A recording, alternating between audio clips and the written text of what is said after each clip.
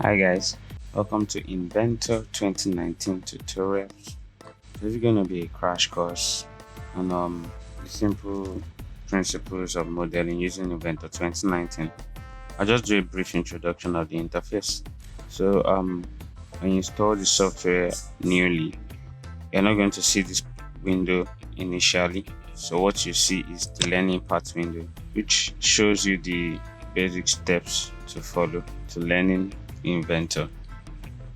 So you can actually click on them to do a bit of tutorials Inventor is a yourself. solid modeling design software used for creating precise 3D models. So with that, you can just check through, and then you see different tutorial tips, and then just introduce you to the software, and then explain to you what things that you can do with your Inventor. Okay, so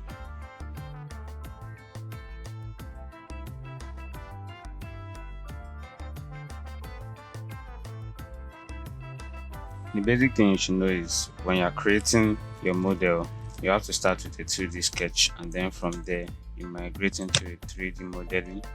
As you see here, the first thing is the sketch before the part, and then the assembly, and then following the assembly is the drawing, which is the final stage if you are not doing a presentation.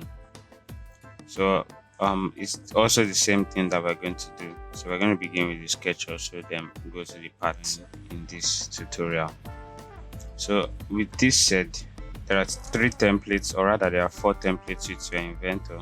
The first is the part template, next is the assembly template, the third is the drawing template, and then the last template is your presentation template. So I'll click on the new, and then you see this part, assembly, drawing, and presentation. So you can also access your part, assembly, drawing, and presentation templates just with the initial booting of your Inventor 2019. So if you're wondering how I got back here, what I did was I cancelled the Inventor and opened it afresh. So it brought this up for me. So in light of that, taking a look at the interface, you notice that everything we have here are the basic things that we are used to with our Microsoft softwares.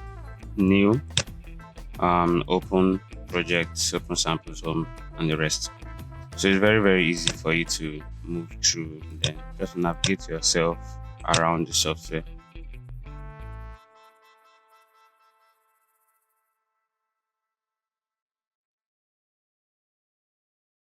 Okay, so before we go into the creation of the parts, we have to be able to set our dimensions and our unit style.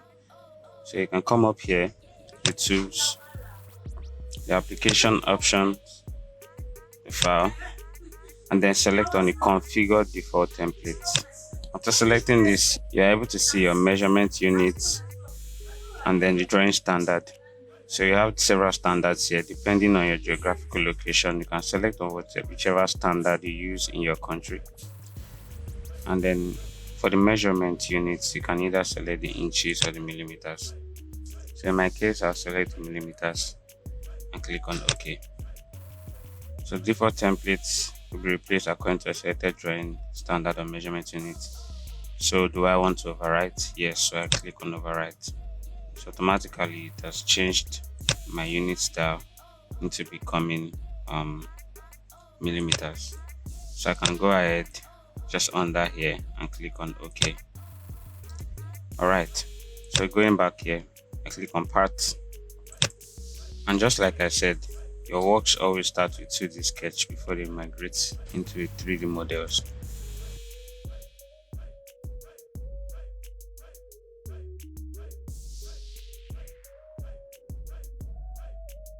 So now that we are inside the software, I'll introduce again to us basic things that we need to know about the interface. So here we have different tabs. With these different tabs, we have ribbon. So all these tools are what we find on that 3D model. So selecting sketch, we have the sketch ribbon, and then clicking on the annotate tab, we have the annotate ribbon. Inspect, we have the inspect ribbon, tools, and so forth.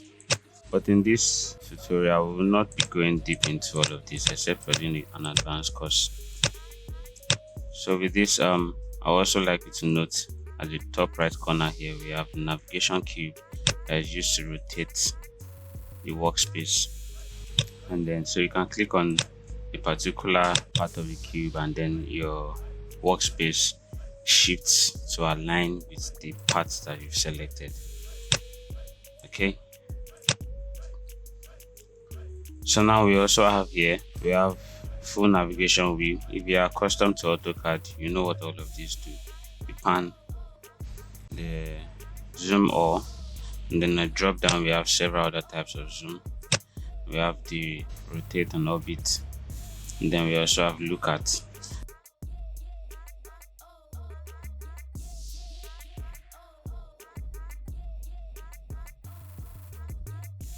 So in light of this, you might be wondering how I'm able to zoom without coming to this palette here.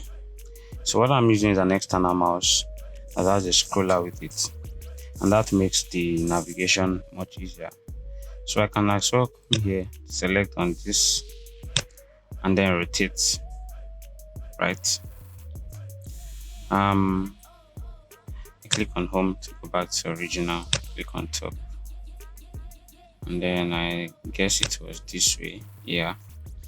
And then also I can come down here to click on zoom window, and then I select a window to zoom.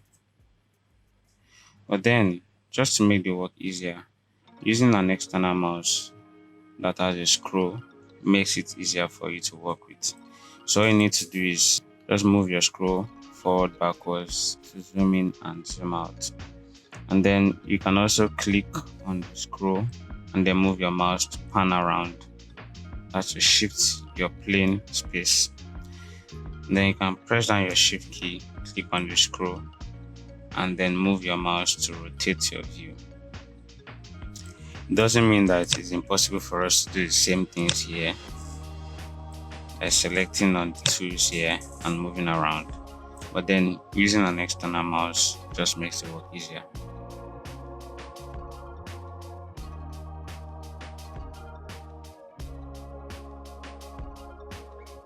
So quickly we're gonna go here, we'll see the feature manager tree.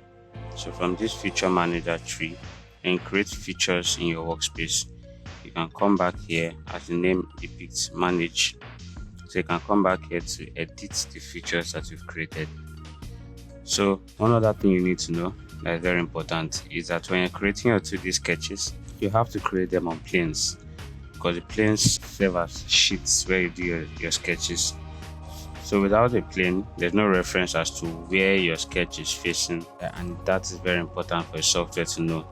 So we'll just go ahead and then I click on start 2D sketch, and then now you notice that I have 3 planes displayed before me. This is a YZ plane, and if you are not able to understand what they mean, you can just check over here the triad, coordinate triad, to look at the directions.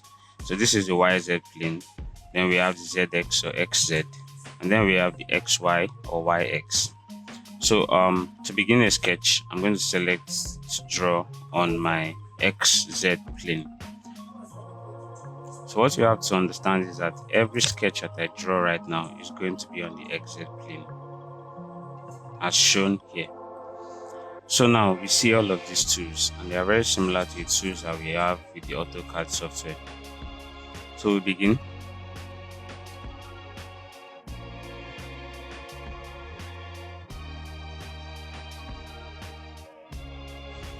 The first tool we have here is the line. The line tool works the same way you draw your lines on a sheet of paper. You pick your first point and then you drag your pen over to the next point where you stop. So with Inventor and AutoCAD, you're not able to just release your hand, so you have to click to indicate where you want your lines to stop. And on the other hand, you have also the option of inserting your dimensions immediately. As you can see, we have 31.809 millimeters. So I click on, or I type 40 and press enter. Now you notice that the line drawn is 40 millimeters. And aside from this method for drawing your lines, you also have the option of not immediately indicating the dimensions for the lines or the sketches that we are creating. So I can just do this and then join it up here. So you notice that these lines are not dimensioned apart from this. The reason why it's done this way is so that your work can be made faster. So for now, let's just focus on the line tool. So we all know what the line tool does. We're able to draw lines, either straight, horizontal, vertical, or inclined lines. And then right clicking and press OK. So click line again, and then I draw this line downwards. I right click, and then you notice this. After drawing this line, I can move into another tool, which is a 2-point rectangle, a center point circle, general dimension, which we have here, the circle we have here, the rectangle we have here, the project geometry we have here. So the reason why these tools are provided here is just for ease of use. I've drawn a line. I can decide to make the line a construction line, or the next line a construction line. And by the time I right click again and press on OK, you notice that this is in short dashes while this is a continuous line. So you might be wondering that, do I have to first of all draw the line before I can convert to a construction line? No. If I select on this line, I right click, I can also go ahead to click on construction, and then you notice it's converted into construction. So what about if you don't want it to be a construction line again? I still go ahead, right click on it, and I uncheck the construction, and you notice that this is back as a continuous line. So the line tool is pretty simple to use. Your first point, your next point, and then that's that. So for now, I'll delete all of this that we have on the screen, and let's just use this line tool. So I draw a rectangle.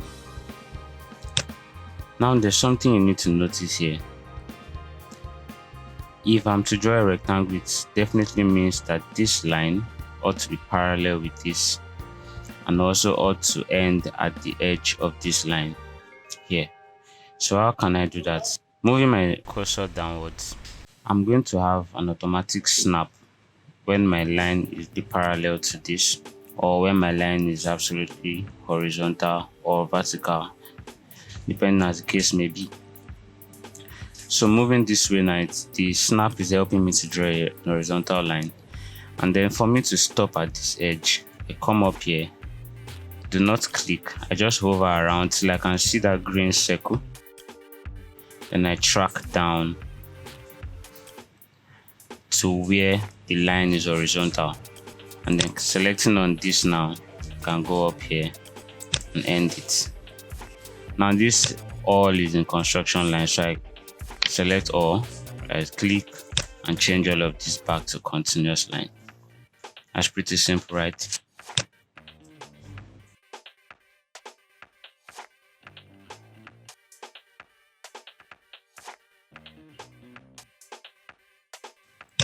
And then on the drop down, we have the spline tool here.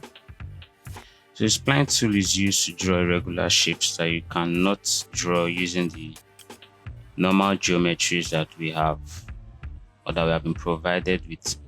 So the spline gives you an avenue to draw irregular shapes in whichever geometry you decide. So the first one we have here is the spline control vertex. And selecting the control vertex, you notice here is written create a spline curve based on specified control vertices, and the vertices are the points 1, 2, 3, and 4, while the spline is a black curved line that we have in between. So selecting this now, I select my first point, I select my second, let's say this is my third point, and this is my fourth. Then I click on this check mark here. All of this is in construction line, so I change this. Okay, so if you're wondering why it's drawing it in construction line, all you need to do is when you select your tool to create a sketch, right click and uncheck this construction. So everything you draw right now is no longer going to just automatically be in construction form. So with this, I'll just delete this. Now you notice we've drawn this spline using the control vertices method, and we have 1, 2, 3, 4 vertices. Now selecting on the first vertex here, I'm able to drag down. Selecting on this second one, I'm able to drag up. Selecting on this third, I'm able to drag down. And selecting on this, I'm able to drag up. So these are the control vertices that we use for the creation of our spline. So that's for this category of spline. And then in the same way, we have spline interpolation. And if you notice something, when we're drawing this spline, we do not directly select points where the spline is going to pass through. We only selected the vertices that controls the curvature of the spline. So in this case, using the spline interpolation tool, we're selecting directly where the splines are going to follow. So making this my first point, and this is second, this the third, this the fourth. And you notice the difference with both of them. So this went through every point that I selected, whereas this only created vertices at those points which I selected. So with this being made, we can still convert this interpolation spline into a control vertex spline. So I can just right click on it and click here, convert to CV spline. Now I notice that the Inventor software has created the splines for us, which I can also use to control the geometry of our splines. Alright, so we haven't explained spline and line. The next we have is the circle tool.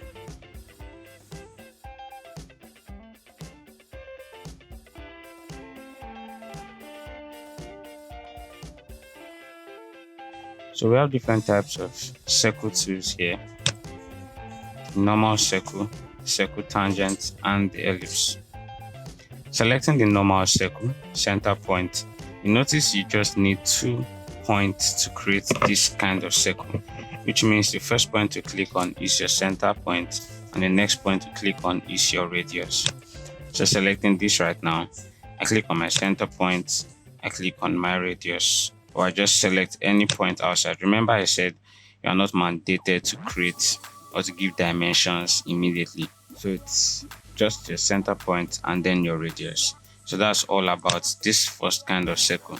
Now you need to also understand that as long as you're in your sketch mode, you can always convert your sketches into construction sketches. You can convert this back to be continuous line. So it works for all of the tools that you use in drawing. And then we also have the circle tangent, which allows you to create a circle that's tangential to 3 lines. So I'll just add another line to this and then select the circle tangent.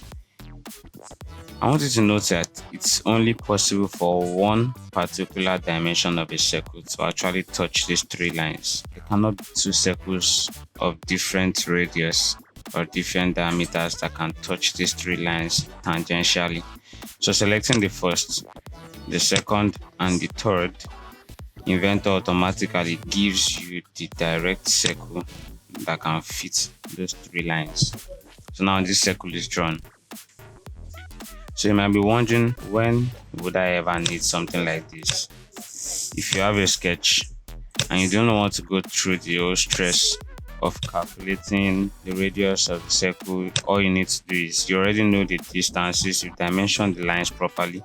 All you need to do is just select on the 3 lines and then the circle comes automatically for you. So with this now, that's the second type of circle. And then thirdly, we have the ellipse, which isn't actually a circle, but it's still a closed contour with smooth edges, just like a circle. I don't know if that makes sense, but that's what it is. So I select my first point, I select my second, and then I select my third, that is the extremities. So we have the minor diameter and the major diameter. Now I want you to note that there's no real process on which is a minor and which is a major. But we all know from technical drawing classes that the smaller diameter is a minor diameter, the larger diameter is a major diameter. So just because I selected this point first and then came up here doesn't mean that the second point you select must always be your minor diameter. So just to prove that, I select my middle point, I select my second point this way, and select my third point this way. So that means this is a major diameter, this is a minor diameter. All you need to know is your first point, your second point, and your third point. One thing I would like you to know or to cultivate as a habit is when you want to use a tool that you don't fully understand, just move your cursor there and leave it. Then it pops up this short help window that explains to you how the tools are used. All right. So with this, we go over to the arc.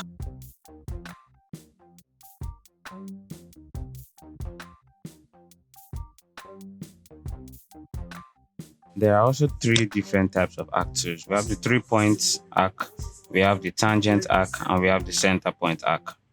So the first is the 3-point arc. And this arc, just like the help shows, is just demands you selecting 3 different points that will define the geometry of your arc. So the first points that we select are going to be the extreme ends of the arc, while the third point is going to be the radius. Because I want you to know that again. The first point is going to be the first 2 points are the extreme ends of the arc, while the third point is going to be the radius of the arc. So with this now, I select my first point here, my second point here. Now I know that my arc has those 2 extremities, and then I move around to draw the radius of the arc. And if you notice, the dimension showing is going toward the assumed center of the arc. So it's actually based by just the radius that we're trying to put now. So I click on my third point and we have this. So we do this again, the 3-point arc. The first point, the second point, and the third, which is the radius of the arc. So that's pretty simple. And then so we go over to the tangent arc. So a tangent arc has only one requirement. It has to have a sketch entity that is going to create the arc to be tangential to. So we check on this help tool again. It says create an arc tangent to another entity. Click the endpoint of another entity to start the arc. So without selecting an endpoint, the arc is not going to begin. So I select this point as the endpoint to begin with, and then I just drop my arc anywhere I wish to. But the major thing you should notice is that the arc I'm drawing is tangential to that line that was already drawn.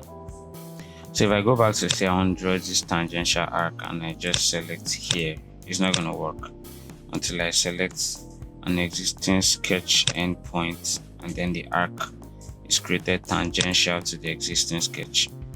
So with that, it's very easy to understand what the tangential arc does. And then lastly, we have the center point arc. So just like the rest, the center point arc creates an arc defined by a center point and 2 endpoints. It's like you drawing a circle and then you select where the arc should begin from and where it should end. So what I'll do here now is, since it's a center point arc, the first point I select is going to be the center. Next is going to be the radius and also the beginning point of my arc.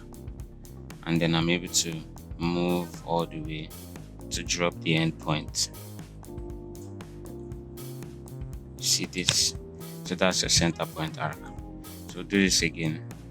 Center point, the radius, which is also the first point of the arc, and then the third, which is the end point. So that's basically what our arc tools do. So the next we go in is into rectangle.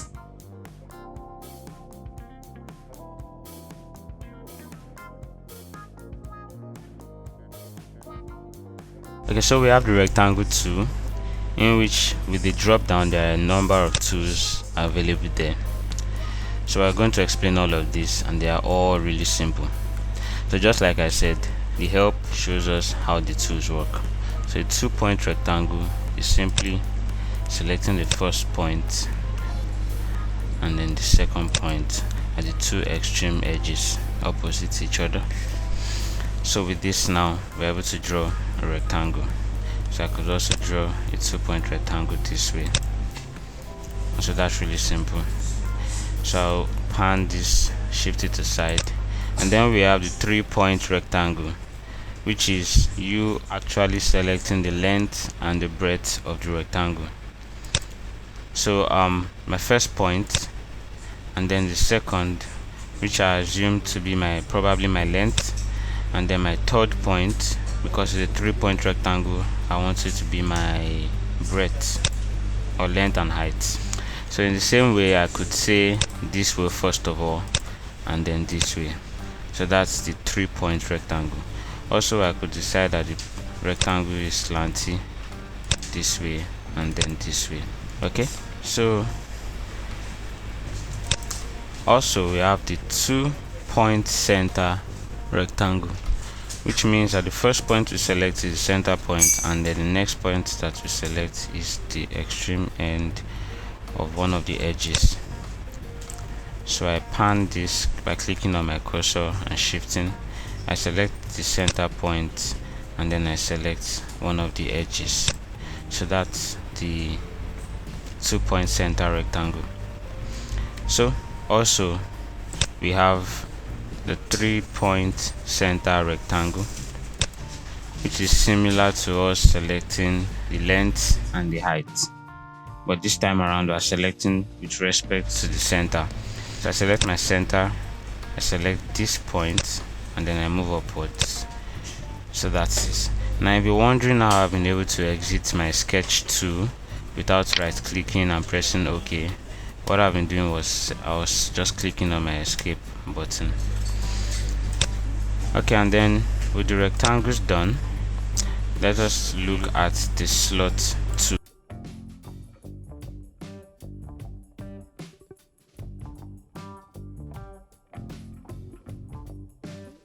So the slot tool, as found here, it says center to center. So I'm required to select the length of the slot and then the radius of the slot.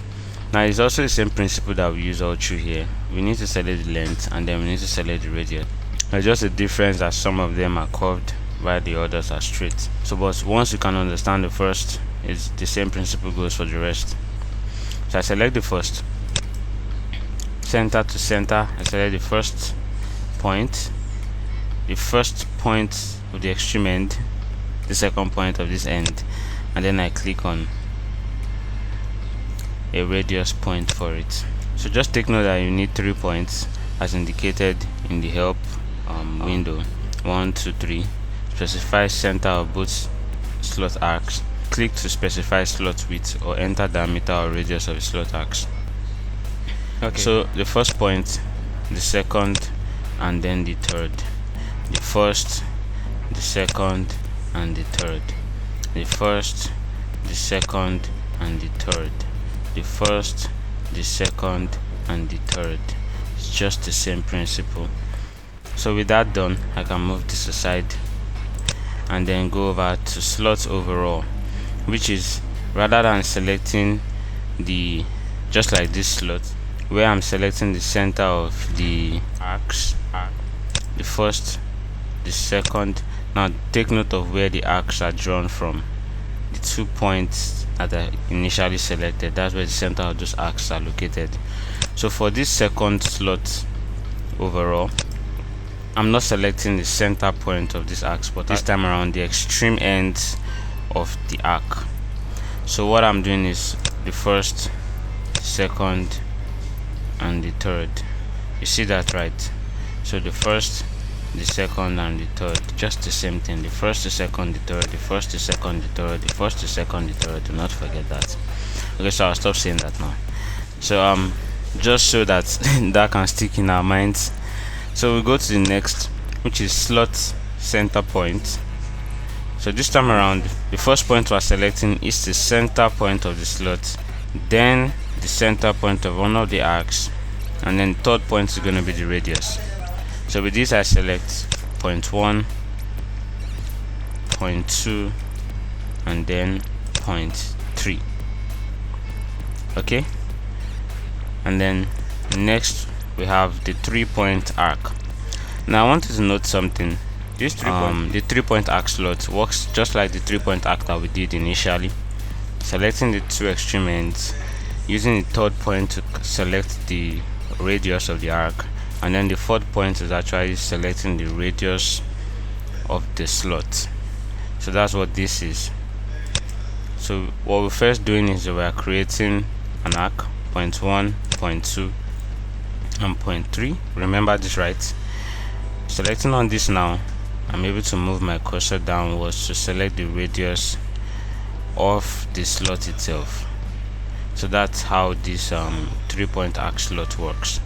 So I move this down. So I can also do it this way, point 1, point 2, point 3, and then this way. So really simple. And then lastly, for the slot, we have the center point arc slot, which is also similar to the center point arc that we initially did. So I'm just going to create an arc, center point arc. Remember, the second point I click after selecting my center is going to be the point where the arc begins to draw, and then the third point is going to be the end of the arc. Then I select my radius. So with this now, it's really simple for us to draw our slots in any kind of shape that we do want. Okay, so I right click, press OK, and we go into the polygon tool.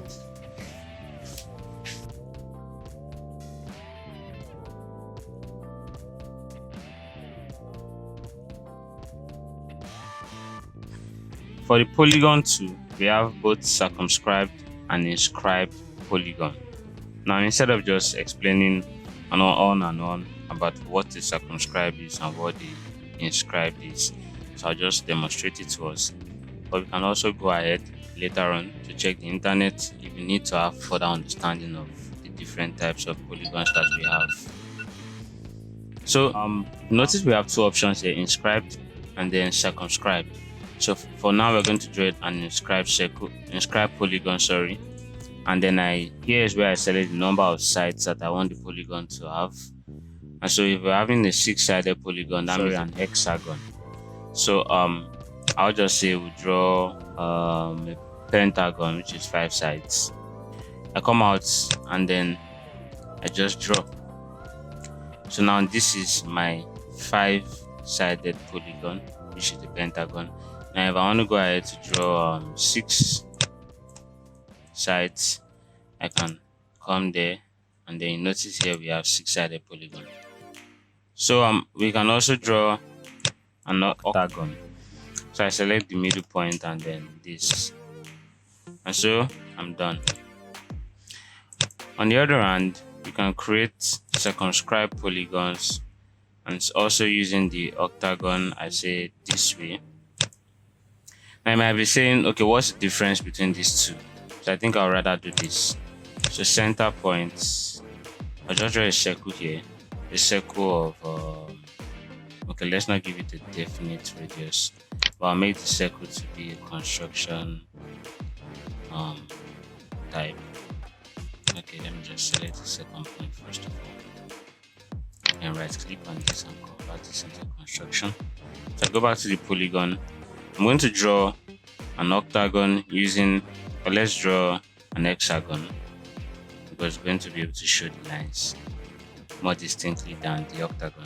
So I'm going to draw this for both the inscribed and the circumscribed using this circle as my reference. So using the inscribed right now, I select on the center point here and click on this top point. Now notice what we have. The polygon is within the circle, which means it is inscribed in the circle. And then if I select on the circumscribed, the same 6 sides, same center, the same point. Now notice what's happening. The sides of the polygon are on the circumference of this circle, which makes them circumscribed. Those are the 2 polygons that we have, and 2 different ways that we can draw them.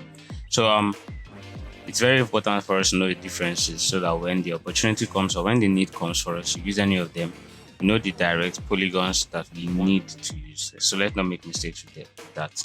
Okay, so with all of this done now, we have the fillet 2.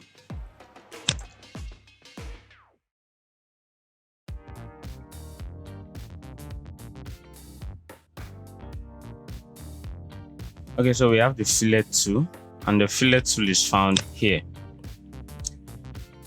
So the fillet is simply us converting a sharp edge into a curved edge, and then all that is demanded of us is to select the radius of the curve that we want to draw, and also select the edge where we want to apply the radius to, or the lines that converge to meet and form that edge.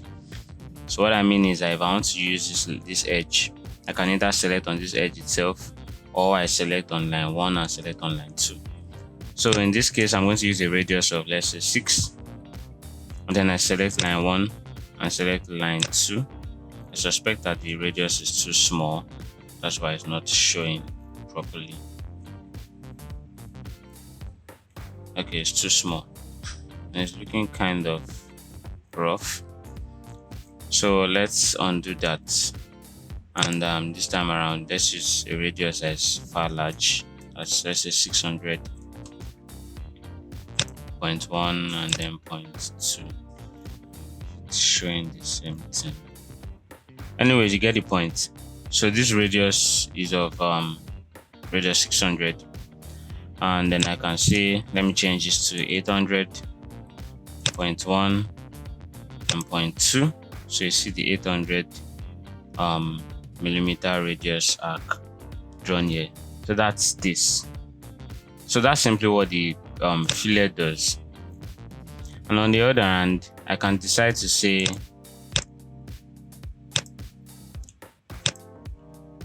so I can likewise say I want to create my fillet using radius. Let me try to use something really large this time around, 2000, and then I select on this edge here. Still pretty small, but then you notice that there's a fillet here, and then it has a radius of 2000. The reason why it's really small right now is because I'm not drawing my lines to scale. So that's the reason why I'm having to zoom in to see the radius that I've drawn. So that's that. So that's pretty much what the fillet tool does. So just as we have the fillet tool that draws that converts a sharp edge into a curve, we also have the chamfer tool, and instead of making it smooth, it makes it like a cut. And then so you notice here the sharp edge indicated with the red lines has been changed into a line in a chamfer. So I'll do this. Let's say we have this 1, 2, 3, 4, and then I draw my chamfer. So selecting on the chamfer now, we have different tools here. The first one we have is distance. The next one we have is okay, this is distance, but equal distance. So whatever distance I select is going to be a distance for the 2 lines. And then this is distance, which has 2 different distances. So if I select this now, you notice that we have distance 1 and distance 2. So this is distance, which means the same distance goes for both lines, while this is distance and angle, which means the chamfer is going to be created at an angle over a particular distance. So right now we're going to use the 3 methods. That's why I drew a complete rectangle here. So I select on the first and I say wow. So let's make this 14,000. Just trying to make it as big as possible so that it's going to be able to show. 14,000 is still pretty small. And this is a problem. Okay, you know what? I'm going to reduce the size of this. Okay, so I've changed the rectangle I was using before, and so now we use a chamfer So using this distance, we know that this is 500 millimeters, this is 300. So anything we should use now is going to show. So we're going to say let's use 150, or let's say 100, because we're going to be distance. So we're cutting 100 out of this line, which is 300. So for it to still show a tangible amount of this line, 200, we need to use something smaller than this. So 100, I click on this first line and then the second line. So you notice 100 and 100. So it creates a chamfer around those points or those lines that I've selected. And then on the other hand, if I select on this and say 100 and 150, or 100 and 150. Now let me show you something very important. In this case, when we were using just a single distance, it did not really matter which line we selected first, because both of them were going to have the same dimension cut away. But now that we're using the distance 1, distance 2, so the progression of selecting the lines really matters. So for the first line I select is going to be where the 100 millimeters is going to be cut away from, while the second line I select is going to be where the 150 millimeters will be cut from. So in this case, I would select this as my first line and then select this as my second line, which means if we're going to cut 150 from this line, which is second line, and 100 from this line, which is the first line. So if you notice here now, 100 and 150. Now also we have the distance angle. So let's say I make this to be 50 millimeters, and then this to be probably, let's say, 60. I don't really know the calculation right now because I'm not a whiz, but then the software is going to calculate where to stop. Now also let's put it in our minds that the first line we select is going to be where the 50 millimeters is going to be cut from, and the second line we select is going to be the direction at which the 60 degrees is going to go towards.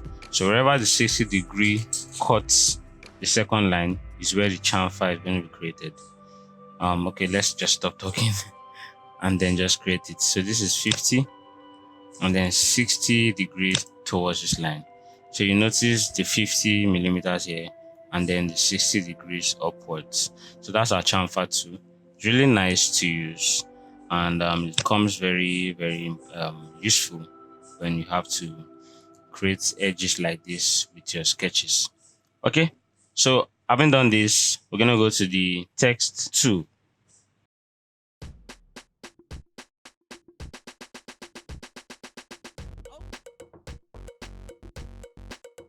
We have our text tool here.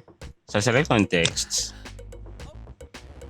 and then I click on the window and then I type inside this window here my text that I want to put on my sketch. So let's just say Autodesk Inventor 2019. Now we have all of the format tools here, the same format tools that we have with our Microsoft Word and the other tools that we use in typing, whether Microsoft Word for Microsoft OS, and I don't know what to use for iOS. So but then the same format that we use there is just the same things that we have here. So having done this, we have an option of coming here to click on sketch text or note text. Now I want you to note that for the note text, you will not be able to create a solid out of it. But for a sketch text, you are able to create a solid out of it because Autodesk Inventor identifies the text as a sketch and not just a note. I want to get that right. So sketch text, the Autodesk Inventor identifies the text as a sketch, the sketches that are converted into solids, while this note will not be able to be converted into a solid. So we just leave it as sketch text as it is, and then we can change this. Let's say trebuchet, trebuchet MS, and let's assume okay, one make it bolder, and then okay. So we have this Autodesk Inventor 2019. So to just show this again, the text, very simple. Select my first point, Another example, notes text. Okay, so I move this down here. So this is the text that we have. Now we are able to rotate this text, but then we'll cover that in the subsequent sessions.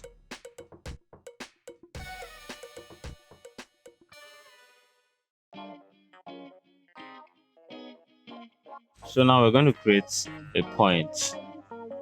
How to use your point in your Autodesk Inventor 2019. Now you might be wondering, what do I need a point for? So points are necessary in instances where you need to create a multiple array of an object. So instead of looking for where to drop them while you are creating them, like you are creating a copy of a single object. So since the points are already created, you can just click on those points and drop them there.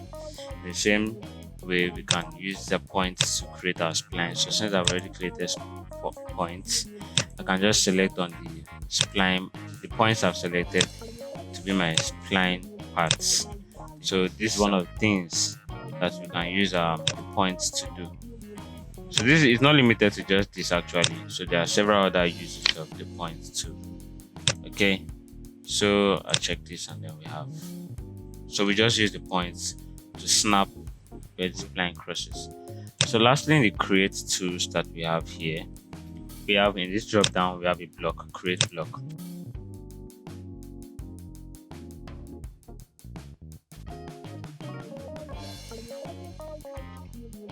So a block simply means a particular sketch which is going to be used repeated times.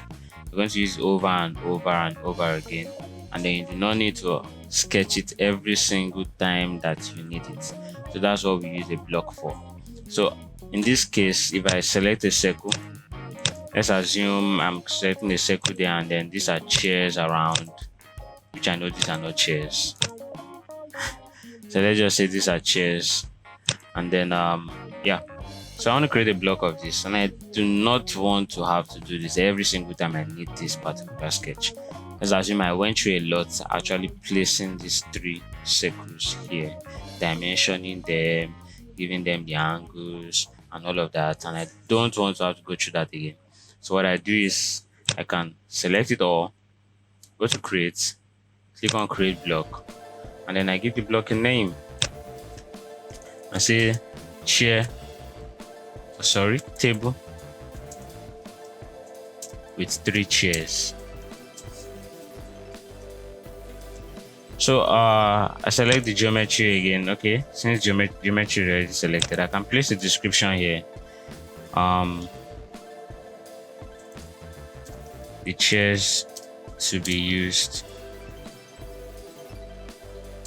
in ABC restaurant. Let's say the chair arrangement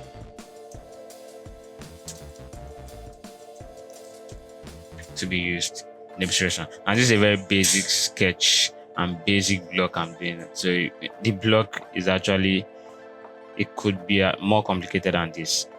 So I select my insertion point where I want to be inserting it from.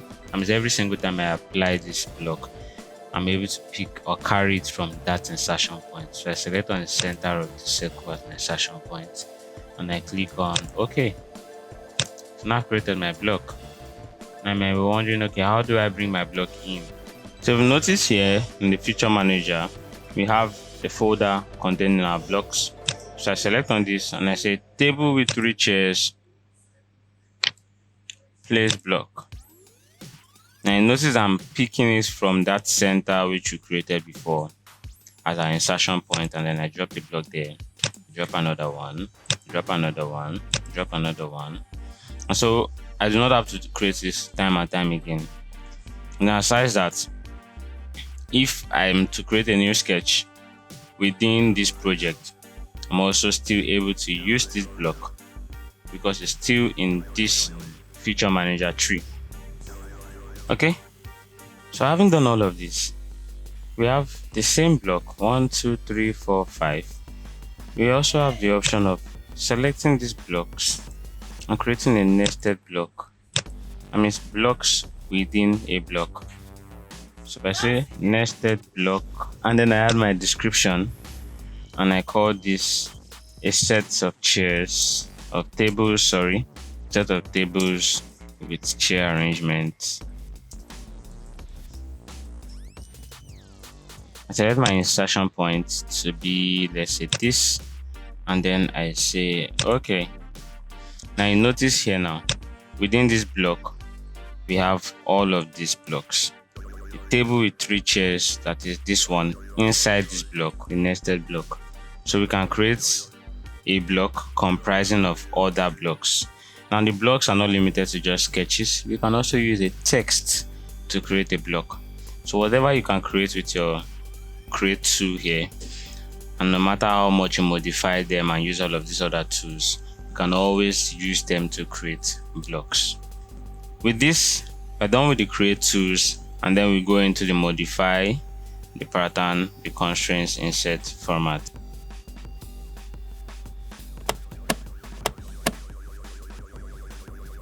Okay, so since we've dealt with all of these tools now, we go into the project geometry.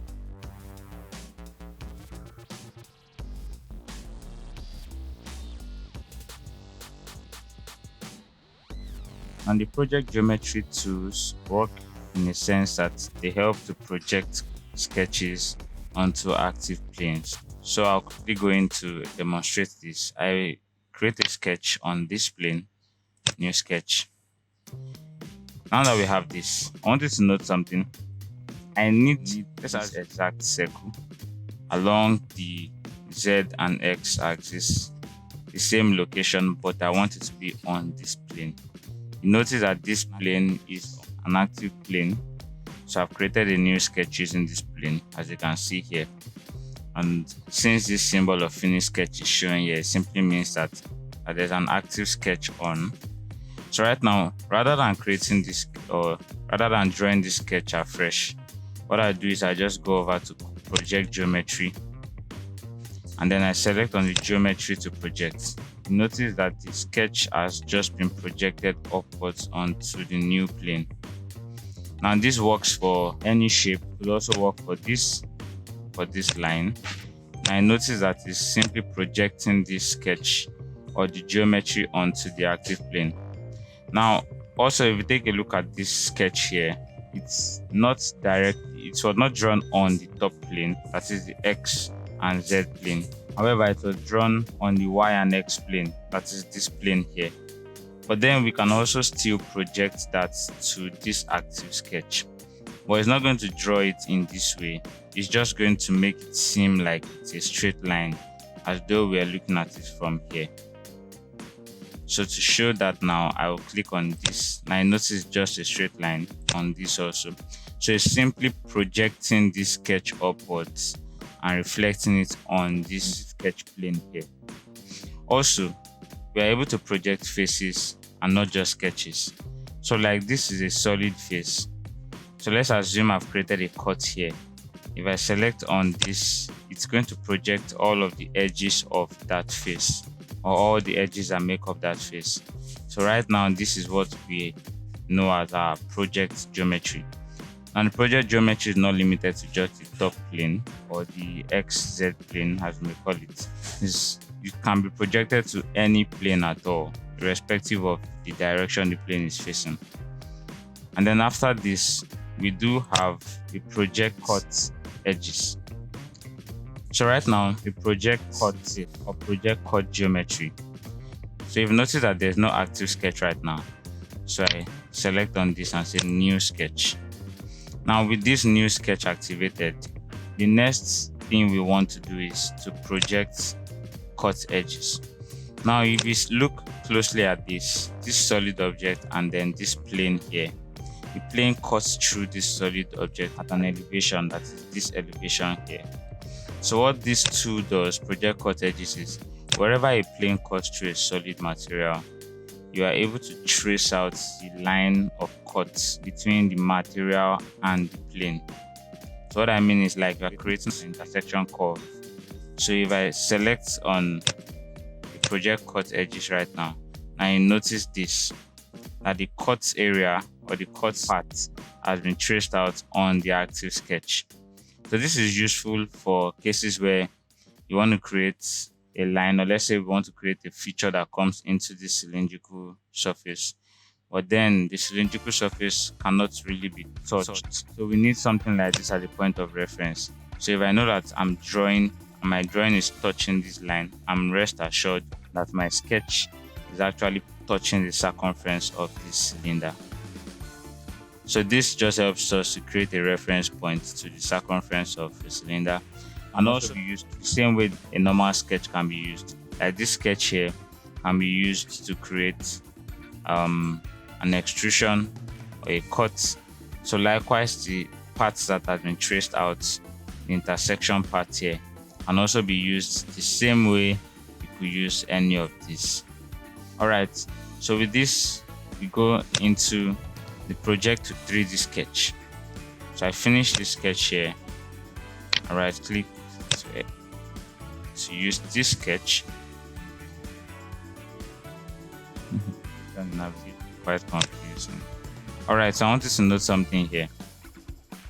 If you look at this back view, you notice that this sketch actually covers the whole span of this solid object.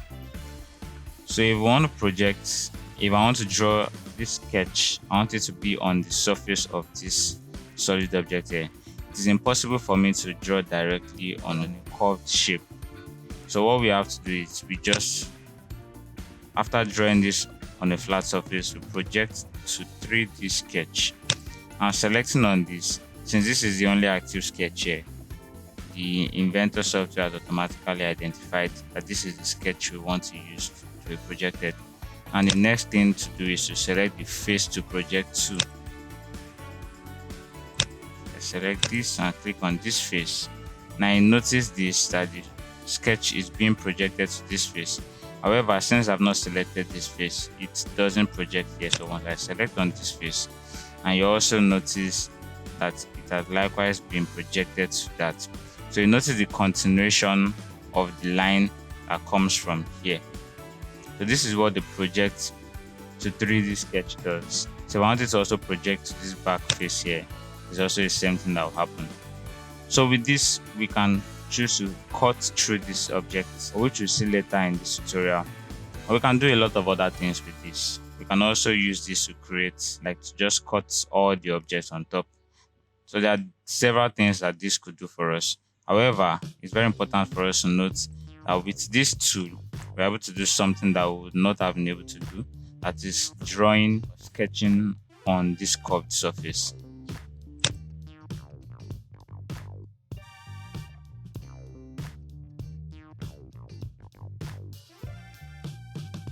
Now at this point, we go into our modify tools.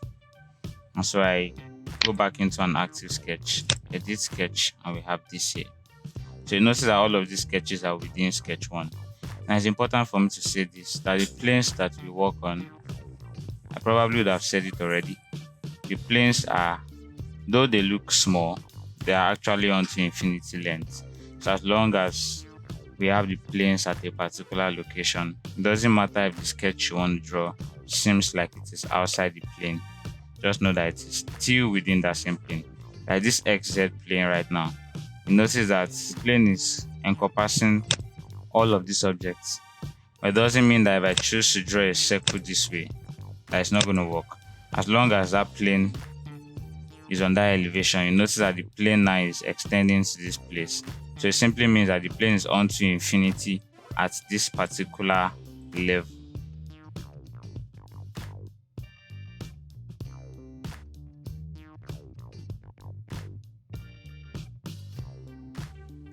We have the first modified tool here, which is move. Now the move works in this way. Similar to the AutoCAD, what you need to do is select the entities to be moved, that is the sketches that you want to move. Then after selecting that, you select a base point. The base point simply means a point you want to pick the object from, or the sketch entity from. So having selected the base point, then you move towards the direction or the distance you intend to move your sketch entity to. So selecting the move right now, this is for me to select the objects I want to pick for the move. So I select, and then I highlight all of this. And then the next is to select base points.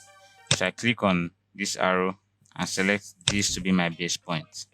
And what do? I move my mouse down, and you notice that the sketch entities are moving alongside my mouse. So if I select on this and drop, I've moved these objects from this point down here. In the same way, I select on this again, copy, move from base point, and then I move this. Now I notice that it kept this here and brought this here. So the reason why this was sustained is because of this copy selected here. So this time around, I select on my object, and then I select on precise inputs. Then I click my base point to be this point here. Now I want to take note of something. Though we have the X, Z, and Y axis showing here, we should always put our consideration to the cube indicated here. So you've noticed that the top is kind of tilted towards the left or towards the right. So what I'll do is I'll click on this arrow and bring it back to normal. So we'll be able to get our coordinates right. So if I say x-axis is going towards the side, y is going up or down. So right now I come over to this window shown here, and then I say I want it to move let's say 20 along the x-axis, and then since the object is here, so this is going to be the origin point. So now that we know that it's coming in this direction, the easiest way, if you notice that this is not where you want it to go towards, you just change the polarity, and then I'll say minus. So notice now it's coming towards the side. And so I also want it to go upwards about a distance. But first of all, you notice that it is limited to this place. It doesn't move beyond that distance from this origin. It doesn't move backward, it doesn't move forward. It only goes up and down. And that's simply because we've not yet indicated the Y direction or Y input. So if I say this time around the Y should be 20, and notice it's coming downwards, and now it's fixed kind of. But if I change this to minus, so with this now, what we do is to check on this and to agree with this position, we just click on the workspace. But before we do that, if you notice we have an arrow here, so we're able to relax dimensional constraints, and the constraint simply means let's assume that we are moving two objects together and then they are concentric with each other, so we can choose to remove dimensional constraints, geometric constraints, and all of that. So we'll leave it as this, and then to accept this position, I click on the workspace, and then notice that it has been moved over to this point here. And I choose on copy again, just like before, I uncheck precise input, pick my base point to be this point, and I notice I'm able to move from that point to this. And then I'd like to also say something. Under this precise input, we have different options as to how to insert our data or the locations we want to drop the object in which we are copying to. So let's assume at this point we don't want to use the x and y, so we could use specify a point's next coordinates and angle from x-axis. So we just use just the same way we did the chamfer. So we say x at minus 20, and then the angle at 39, and then I come and then I click. Now I notice that this has been created at the x direction, the x angle direction, and the angle that we selected. So we have choices of what to select when we are creating our precise input. So you also have the specify points in y coordinates and angle from x-axis, and then also specify points in distance from the origin and angle from x-axis. So I'll just show this right now. So distance from the origin, and so the distance from the origin, let's say 50, So the 50 can be anywhere, you just around that radius. Okay, and then we select the angle we want it to go towards. So we say an angle of, let me zoom this out a bit, and then we say an angle of, let's assume 120. Now notice this 120 this way, 120 this way. So I select on the workspace and then I have this. So that's what we have with this Inventor precise input and Inventor move tool. So at this point, we go to the copy tool.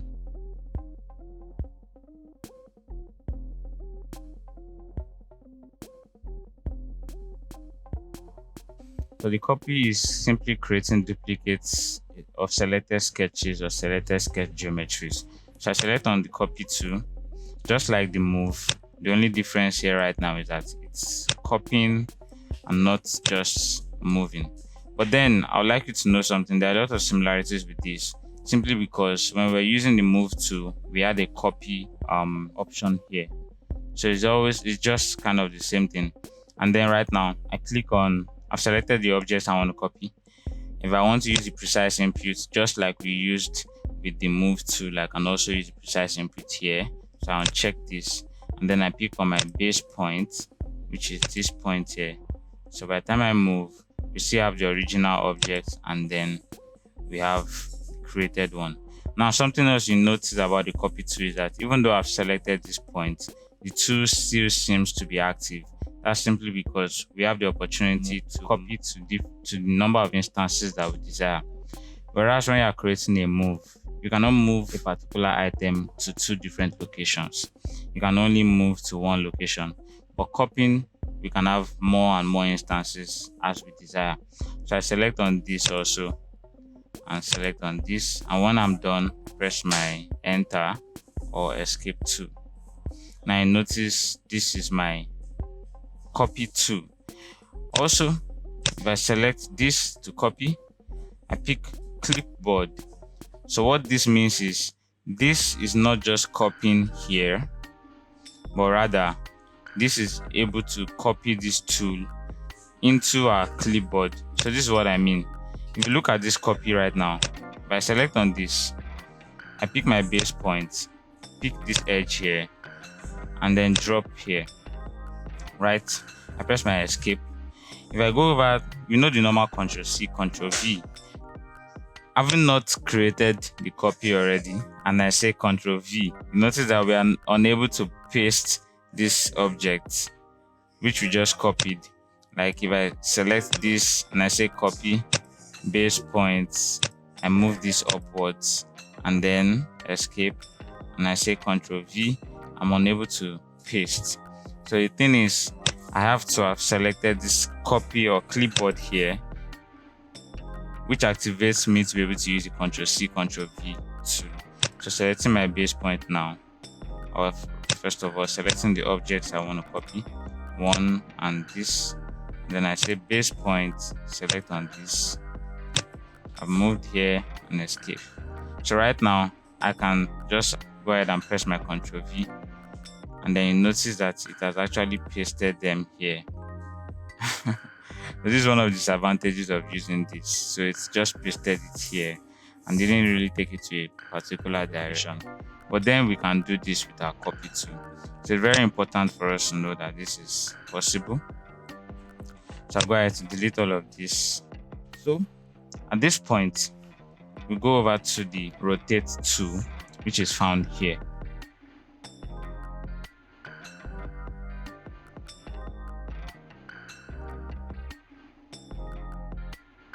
On the rotate tool, we simply just rotate our sketches. Everything that we have created under this sketch panel, we can use the rotate tool to rotate. Now, if you notice that this is here and the top plane is positioned properly, I can rotate on this view cube here, and it seems to be like the sketch entities have been rotated. However, that's not it. All we rotated was the workspace. So moving this back, notice that it's still the same way. But then you can click on the rotate tool, check or select the item that we wish to rotate. I also select this, and then I pick on not the center point this time around, but this is just also like the base point where we are rotating from. But this, if you know, normally rotation is supposed to happen about an angle, and then the angle is that's a reference point to the center of the rotation. So that's the reason why it's called center point here. So if I select this as my yes, I would like to remove these constraints. And so if you notice this, that is like the center point of the rotation I'm creating. So I can as well check to pick my endpoint. I can click on copy, which leaves the original sketch entities in the way they were, in their direction. So I'm able to rotate this way, and I'm also able to select on a particular angle I want to rotate about. And if you notice that this way, this is 0 degrees. So moving this upwards, and then you're able to see this. Okay. And then also with the precise inputs, just the same thing we did before. So I'll check the precise inputs, and then I feel it's actually much easier to just use the angle tool here. So I would say about 30 degrees. And it's also important for us to know the direction at which the angle goes, because the angle sort of comes. Let me do this again. Skip.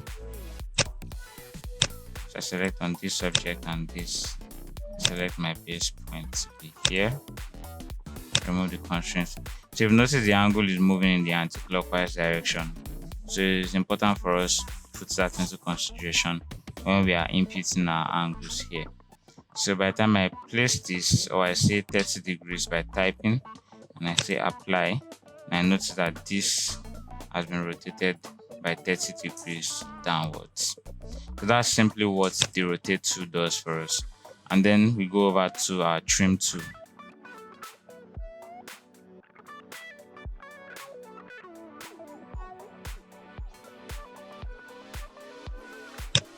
So I'm just trying to create multiple instances of these sketches, so we can deal with the trim tool. So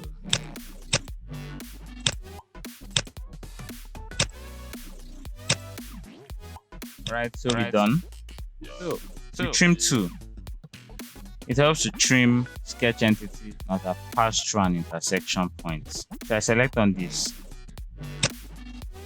and also helps to trim them to their nearest intersection. So we have these lines, horizontal, vertical, and then the rectangle that covers all of them. So you've noticed that right now, putting my cursor here, because I highlighted that particular line part of the rectangle, and then I've also made this part where my cursor is to be in short dashed form. So this simply means if I select on this point, now I'm going to trim this line to the nearest intersection or nearest boundary. So selecting this now, and you've noticed that this short dash stops here, and it also stops when we get to this line here. So it trims to the nearest intersection at all sides. Select this, and you notice that's trimmed that away. Now that doesn't show because this coordinate system is showing here, so I'll choose another line. Now you notice this, trimmed it to the closest and to the closest. Likewise, we can trim this line, closest, closest, closest, closest, closest to closest, closest to closest. So now this looks really simple, and then we'll go ahead to do something that we can all relate to.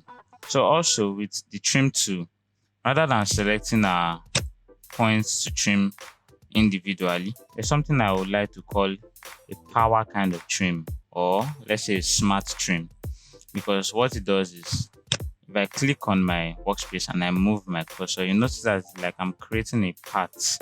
So what this path does is if it comes across any sketch entity, it cuts or trims everything that it passes, or every kind of sketch entity it comes across. So now if I move this through this place, you notice that it seems more like a no-go area, that everywhere this goes about, it takes it out. Looks like the Pac-Man that we used to play before. So this is what I'll call a smart trim. So you notice that wherever it follows, it trims everything or cuts everything that crosses its path. So this is also a very important kind of trim tool. And then right now, let me do something that we all relate to know how we can apply this to our day-to-day design needs. Okay, so right now that we have a sketch like this is a bunch of geometrical shapes that are cutting each other, crossing each other. And so let's just say we need to make this neater, and then we don't need this part of the circle that is coming in here. We also don't need this part of the line that is cutting through this object. So we can use the trim tool, or rather let me draw another line here to even make it possibly more interesting to use. So I pick my trim tool. Now I want to take this out. I take this out. I take this out. I take this out. I take this out. I take this out. I also take this out. I take this out. And I take this out. Likewise this. And take this out. Now you notice what we have here. I've been able to trim out the parts of the sketch that I do not need, and then trim them to the nearest intersection or nearest boundary point. So that's simply what our trim tool does for us.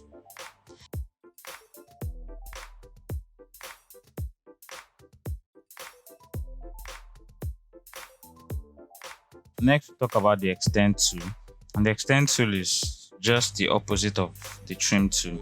In the case that the trim tool removes parts of the sketch entity that we do not need, the extend tool helps to extend particular sketch entities to their nearest boundary or nearest intersection point.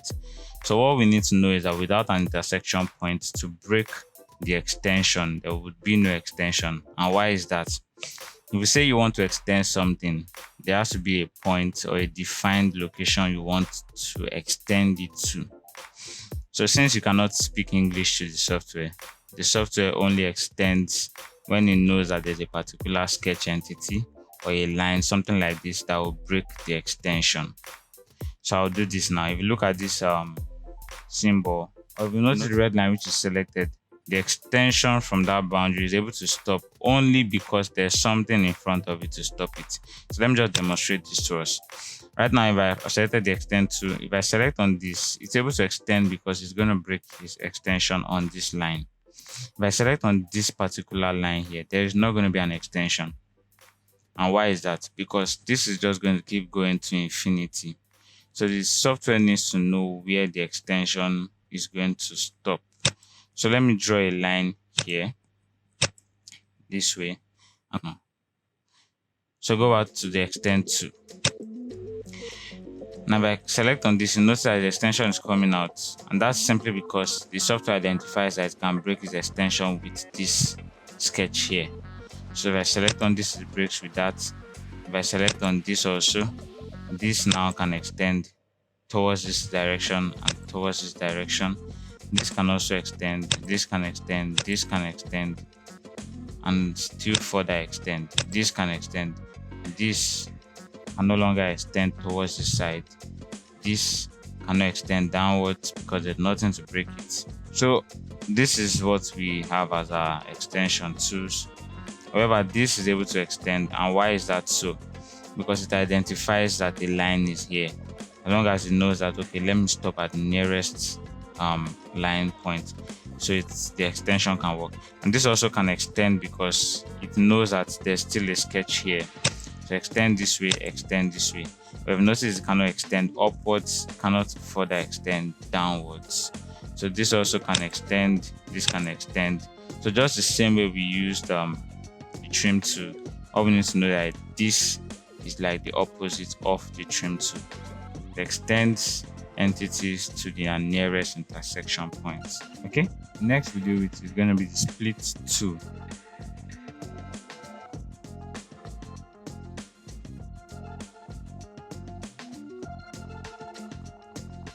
Okay, so what is the split tool, which can be found here? So the split tool helps us to cut a sketch into different segments. And what it does is that it cuts them into segments that are closest to intersections. So right now, if I want to cut this bigger circle here, there are 4 instances. I can cut them into four parts because it's intersecting this line at this point. Also at this point is intersecting this line, at this point, at this point. So now I want you to notice something. The point at which I select the circle is actually going to be the area that is going to be split. So if I select that around this side, you notice that the X in red color is towards that side. And if I come downwards, notice towards this side. I come this way, it's towards this way. So I select on this top. I can also split this way. I can also split this line this way. I can still choose to split it this way. And when I'm done splitting, let me say I'm done right now. Or let's create this split to add to it. Okay, just this. All right. Now notice that this is now separate.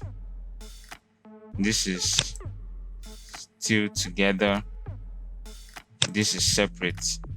Because if you remember, I selected on this point. This is separate. This is separate. This is separate. So that's what the split tool does for us. It's very simple. It cuts your entities onto the nearest intersection point.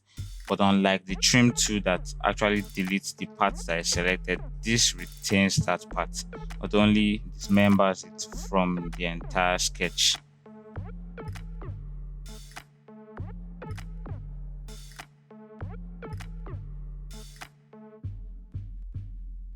Alright, so at this point, we're going to talk about the scale tool, which is located here. Now, selecting on the scale tool is simply to either increase the scale of our object or to reduce the scale of our object. So just like the move and the copy tool we use, gives us still the same kind of functions, but then different duties. So right now I select the object to scale, which is going to be this inner circle here. So I don't want to scale this, right? Press down my control and unselect this. Also, I'll try to unselect this point at the center here if I can. Okay, it's not selecting. So right now I select my base point, which is the point, as that when we're talking about the move, it was the point where we are moving from. But in this case, the base point is going to be the point where the scale is going to begin from. So if I select this point as my scale point, let's say I select the center point right now and I say yes. And notice I'm able to scale this upwards. But rather than just doing this, it's always better to give a defined distance. So if I say 2, it's making it twice its size. If I actually say 0.5, making it half its size. So whatever fraction or whatever scale factor you intend to use, you can do this. So right now, say this is what I want. So apply. And then you notice this is scaled from the center. So what about if we want to actually scale it from, select this line, or rather I would pick on this 2 and choose my base point from this part here. Okay, the reason why this is happening that way is simply because of the constraints that are still available between them. But we won't go ahead to delete constraints at this point. So what I'll just do is I would create a new circle here. And since we've dealt with move already, I'm safe to use my move tool. So I move from the base point of this point here. So let's say I move it to here, this point. So the scale again, and I select on this. The base point this time around is here. And notice what's happening is scaling from that point. Now if I say this should be 2, it's making it twice the size from that point. In the same way, if I select on this again and say my base point is here, and then I want it to be half the size at 0.5, and notice that it's scaling from this point. So that's simply what the base point in this instance means. So at this point, we can go over to our stretch tool.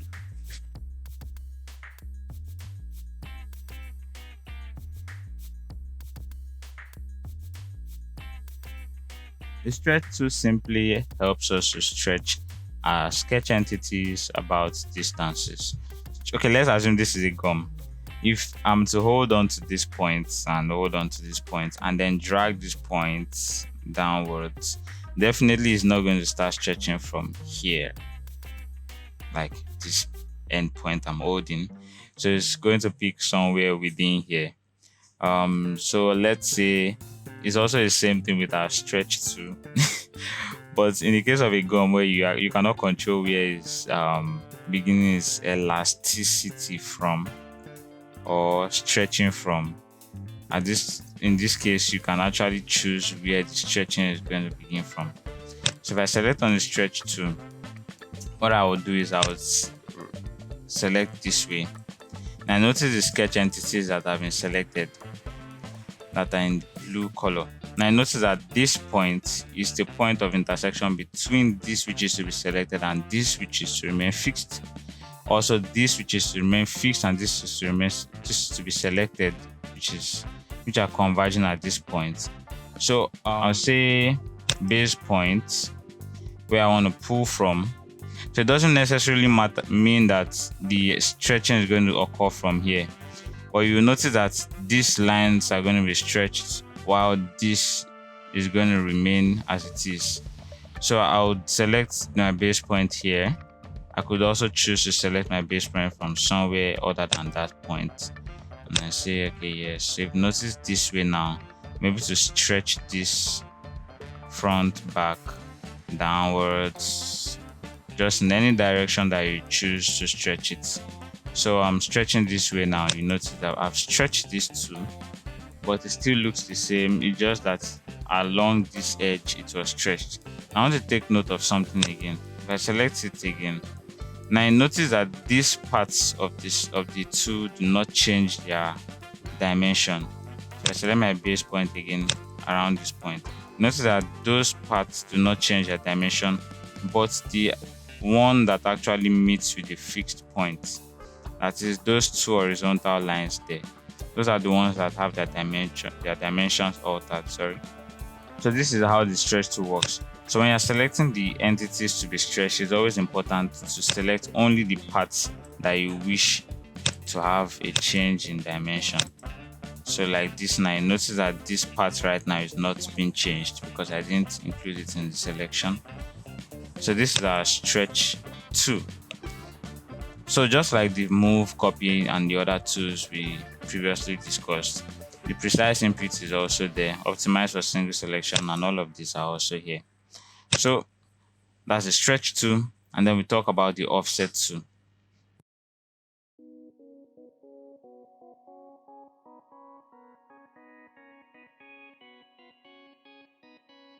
So the offset tool helps us to create replicas of selected sketches about a particular distance we desire.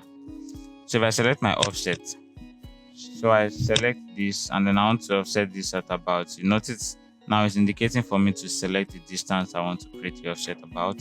Now I can choose any distance here, but notice something. It's giving me a dimension in positive polarity. If I also come here, it's giving positive polarity. So for the offset tool, you are not able to insert your negative dimension, but this time around, you just have to move your cursor to the direction you want it to go towards. So coming out here and I say I want it to offset by 5, and notice this has been offset by 5 millimeters outwards. So that is this tool for you. And you've noticed here it has a 5. Now I'll say this also. So now that I've drawn a rectangle here, and you've noticed that when we created the offset for this, it's selected all of the entities that were joined together, and that's simply because they have actual constraints that bind them together. Like you notice this point, and you're able to see this perpendicular symbol, the parallel, equal to, and all of that. So that's the reason why I selected all of this together, particularly because of these symbols at the corners here, the edges of these lines that's connecting all of these sketches together. So right now that I've created this rectangle, you notice that this also has these symbols connecting them together. So if I click on the offset and select on just this line, it actually selects all of them together. So the way you can stop that from happening is, so I select my show all constraints, and then I select on this rectangle here and say delete. So I just right click it and I click on delete. Now I right click again and say hide all constraints. Now at this point, if I click on the offset 2, you notice that it's only creating the offset for that single sketch. So if I say 4 millimeters, it offsets this alone by 4 millimeters. However, if I select on this, since I have not yet deleted the constraints holding this down, selecting on this right now is going to create offset for all of the sketches that are connected together. Now I want you to also notice something important here. Now that I've done this, let me create an offset for these lines that are still joined together, and then I bring the offset outwards by, let's say, 15. And notice this, right? So let's go ahead to delete the constraints that are here. So I right click on this corner, show constraints. First of all, show constraints, select this, delete. I select this, I delete this constraint.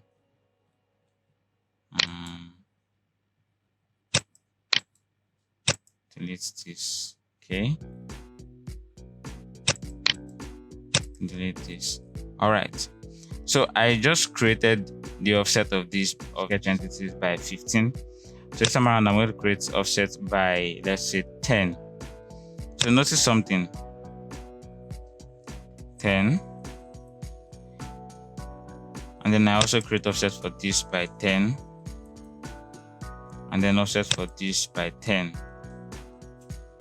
Now if you notice something that is very different between this and then this, it is that this offset was actually created as though it was a continuous entity. So it also created the offset going into the edges. That's why you have them continuous and then joining here. But this right now do not go into the edges. So it's only offsetting this alone, this alone, this alone.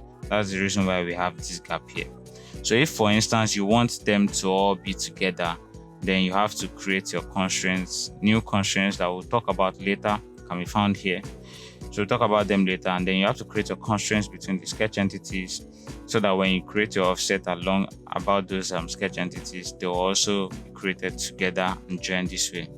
However, at this point, it doesn't mean that you are totally helpless. If you actually want these to be joined together, all you need to do is use your extend to extend it this way, extend this way, this way, this way, and then go ahead to trim the parts that are not needed. However, this is kind of like a long process in which you could just easily offset and have this. So this is all we'll talk about for the modified tools, and then we'll talk about the pattern tool.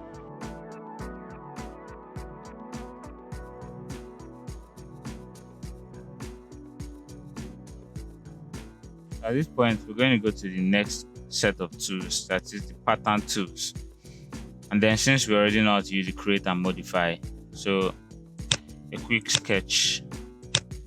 So the reason why I'm going to create the sketch not to just be a perfect circle, so that when we create arrays, I'll be able to know what we're doing. So what we're doing here, we're dealing with the rectangular, circular, and mirror patterns. So these patterns or these tools help us to create repeated arrays, just to create repetitions of the sketches that we initially created. So in this instance, it's going to be this. So let me trim out this part. Okay, so I draw a line. So the purpose of this line is for the direction of the arrays I want to create. So at this point, I should convert this line to a construction line. Select on this line, right click, construction. Okay, and then let me not make it horizontal yet. All right, so I select on the rectangular, and then with the geometry checked, I highlight the sketches I want to pattern, and then my direction 1 would be this direction. Now notice that it's actually moving in alignment with this line. So since the line is tilted, it obviously means that the array is also kind of tilted. But if the line was perfectly straight, it's going to move in that direction also. So with this, we have just 2 instances. I increased the instances by saying 5. Now we have this. I can also choose to increase the distance between them, which is 15. Now we can choose the option of creating direction 2. So I'll cancel this, so we don't have to do it twice. And then direction 2, I'll try to make it probably make it this way. Okay, so rectangular, select all of this again. The direction 1 is this direction, and let's say 4 instances, 15 again. And then direction 2 is this direction, and let's say 5 instances, and then let's say 7. Now you notice this, I click on OK. Now notice what's happening. This is moving in direction of this line, and all of this also moving in direction of this line. So this is what we have as our rectangular array or rectangular pattern. And then we go over to the circular, and then here I select on the circular pattern 2. So just like before, I select my geometry to be patterned. I select on this again, that this should signify the point where they are going to pattern about. And so since I do not have a predetermined point, so I just pick this and then I drop a point. Now note that you're able to place dimensions to these points like I stated earlier. So if I select the circular again and I do this, and then I pick this point. Now what do we see? And it has patterned this around that point. Now if you also notice that it seems as though the sketch is rotating, and so we can change the degree of rotation, and then I'll say probably 270 degrees. And notice this, it doesn't come all the way to this point. And then I can also reduce this also to like 5 probably. And then since it's going in this direction, as you see the arrow, I can make it go in the reverse direction by flipping this. So you notice this right now. And then also associative, if I uncheck the associative, it means that when I complete this pattern sketch, they are not going to be linked together. As of this instance, I'll click on the associative to choose it that way, and then fitted and unfitted. So with this, okay, and since they are associative, moving one of them, you notice moving everything. So Ctrl Z, and let's assume I decide to create this again, circular pattern about this point, and then here I'll uncheck the associative and say okay. Now clicking on this and moving, you notice that it doesn't affect the rest of the pattern. So it doesn't just work that way for circular, but also with rectangular instance. So if I select on this now, and let's say direction 1 this way, and notice it also has an associative fitted here. So we can actually do this. Now if I decide also to say like 7 patterns in the opposite direction. Now what about if I do not want a particular set of sketches to show? Click on suppress and select this. So now I've chosen to suppress this particular pattern, this particular section of the array, and when I click on OK, you notice that those ones are suppressed. So the same way it works with our rectangular is the same way it works with circular. The only difference is rectangular moves in a translational motion or translational direction, while the circular moves in a radial direction, like round. All right. So we'll go to the mirror. So I'll just delete this. These are no longer needed. Yep, I'll delete this also.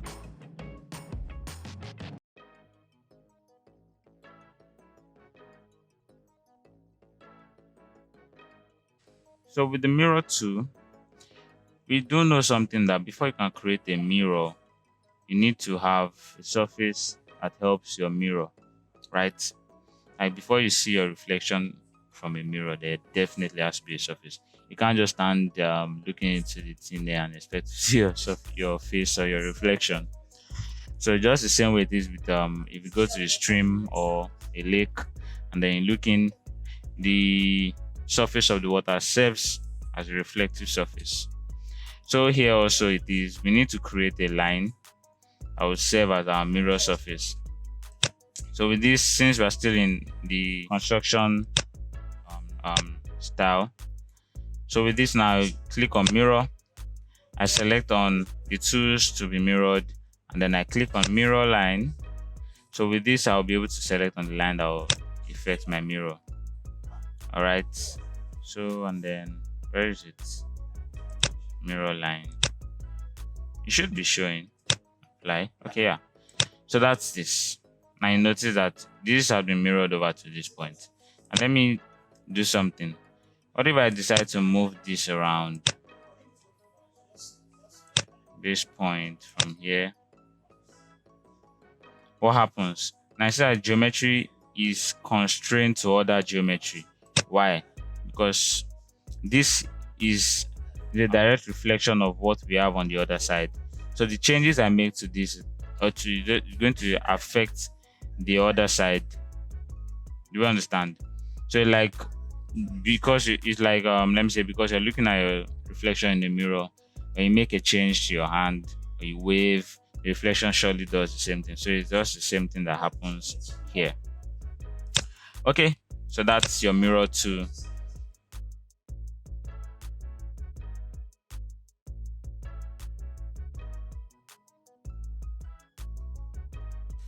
Okay, so going over to the dimensions and constraints, let me add something else here.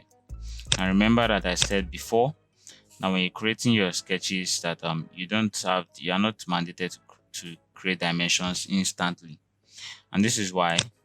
So doing this, actually you can, since you can see the X and Y following my cursor. So if you input your dimensions here, it works very fine. Like saying this should be 30, and then tab, and this should be 47, and then enter. And I notice this 30 and this 47. Yes, that's very cool. But so I create my dimensions. So this dimension helps us to create your dimensions after you have created your sketches, like I've been doing since. And then if I select on this line, now I'm able to edit the dimension of this line. So currently it is 32.798 blah blah blah. So I say 45, yes, and then I select on this line also and say this line should be, let's say, 60. Okay, and there's something really cool about this. I can double click on this to change it, and this time around say equals to what I want it to be equal to this dimension, and I say this, and then this d2 is a dimension, like like a variable name that has been given to this dimension. So I can say d2, and if I pick d2, I notice that there's an fx here that tries to signify that there is an equation that this dimension was not inserted directly, but it is dependent on another dimension, which is this one. So the thing about this is, if I double click on this again, I'm not just restricted to saying d2. I can say equals to this multiplied by 2. That's cool, right? Yeah. So we can always do this with our dimensions, and then dimensions are not restricted to just straight, maybe vertical or horizontal dimensions. You can also use our dimensions for things like this. So now I'm able to insert the radius, diameter, and then in this case, since it's a complete circle, is a diameter that would be given. So if I say 60, and notice that it's increased a little bit. But however, if I decide to create something like this, since this is not a complete circle, Inventor is not going to give me a diameter dimension for that, so it's going to give me a radius. So with this, I can say 25. So don't ever expect to get a diameter dimension for something that is not a complete circle. Every arc you draw is going to be dimensioned as a radius, while every complete circle you draw is going to be done with your diameter. Okay, so at this point, we also have the option of saying dimension between this line and this line. Yeah, so we're not just restricted to saying dimension just this line, because what if I just had two lines this way? Line 1, I think this is getting kind of rough. So what if I had just two lines this way, line 1 and line 2? I don't have any distance here, any line joining them below to be able to define the distance between them. So selecting them, 1 and then 2, helps me to give the distance between both of them. And also in this case, what if I had a line this way and this is not horizontal, neither is it vertical? So there's definitely going to be an angle between these lines. All I need to do is select on the first and select on the second. Now you see that there's an angle given, so I can change this to probably 60. And notice this.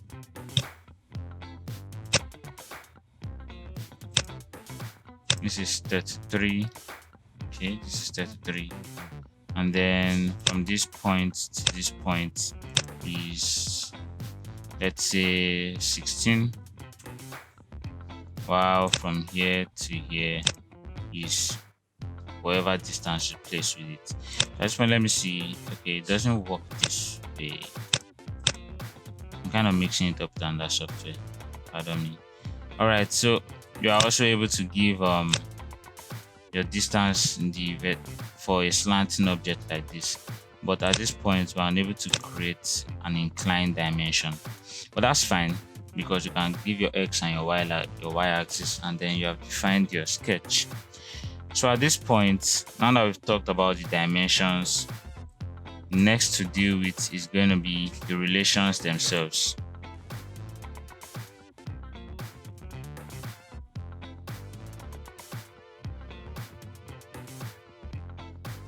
At this point, talk about the constraints. So the constraints are the relationships between sketch entities. And then in this instance, we have a lot of sketches that are random, but then we can create constraints to them to stop them from moving, to restrict their motion actually.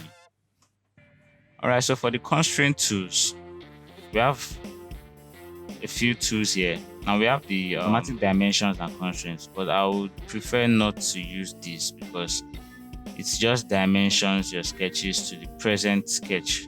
So as this is let's say this is 17.545, so it's just going to create the 17.545 and dimension everything here the way they are, which might not be what you want exactly. So it's best to always use your own custom dimensions. Just create dimensions yourself, so it doesn't take time. And then we also have show constraints here.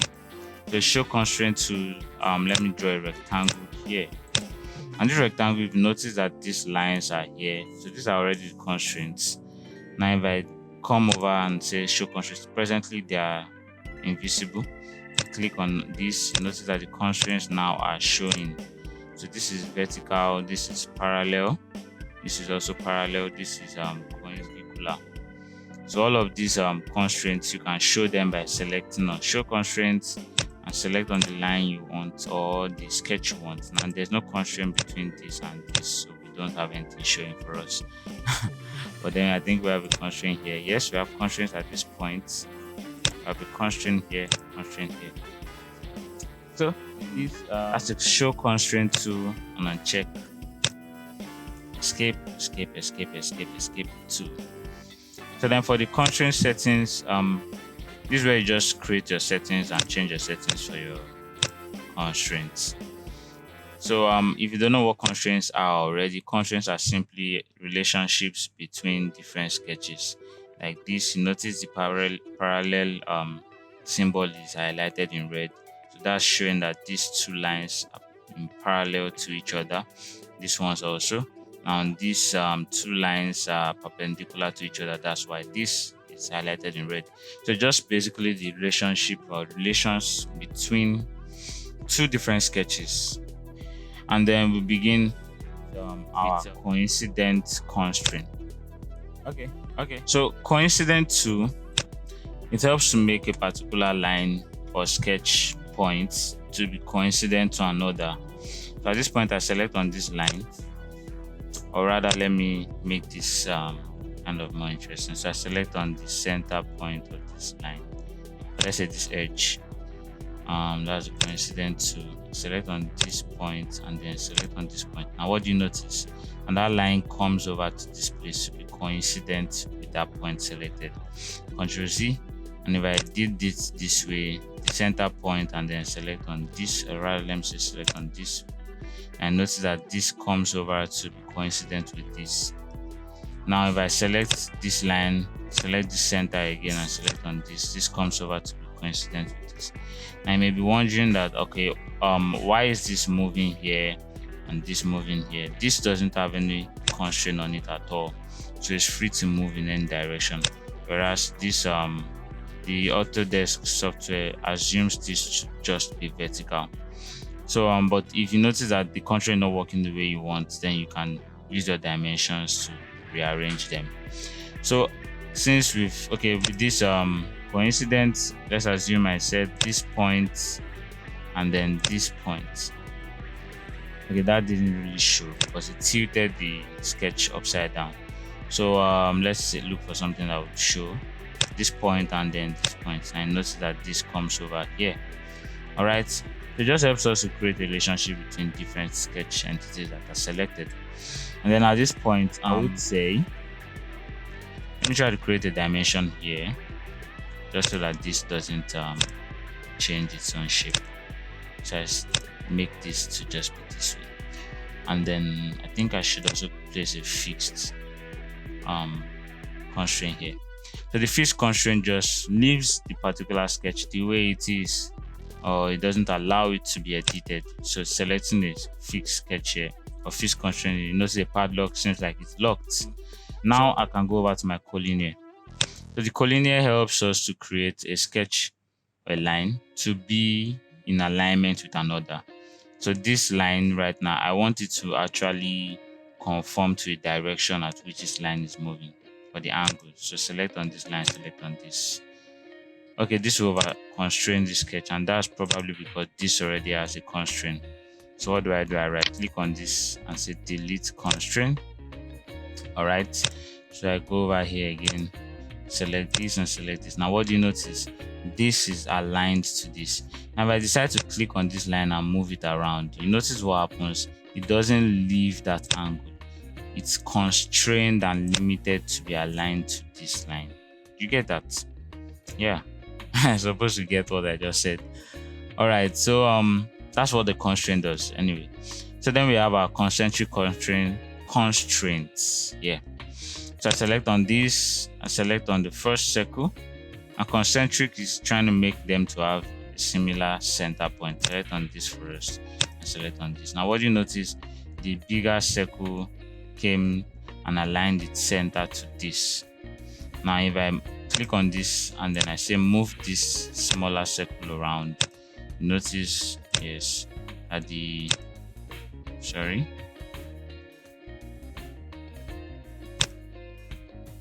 okay, move this smaller circle around. Would you like those constraints removed? No, sorry, I selected yes before. So would you like those constraints removed? No. So moving that now moves the larger circle also. So that's our concentric constraint. So it just simply makes two different centers to be at the same point.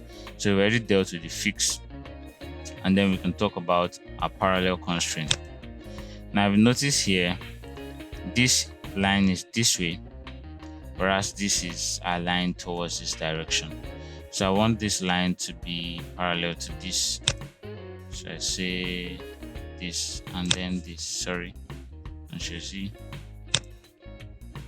this and then this. It's still rotating in that direction. So what I'll do is I'll just try to be smart and then make this, the entire line actually. I want the entire line to be locked. And then I say parallel this and this. And notice that this is parallel to this line. Alright. However, I cannot make this one parallel to this again because this, you're right, this is already fixed. So at this point, we go over to the perpendicular. So the perpendicular constraint is simply trying to make two lines to be at 90 degrees to each other. I select on this and then say this line and then this line. And what do you notice? This has aligned itself to be at 90 degrees to this. So which means that this line cannot rotate. But if at all we made this line rotate, then this one would rotate with it, just to ensure that the 90 degrees is sustained. So I'll try to do that here by selecting on this and saying select delete constraint,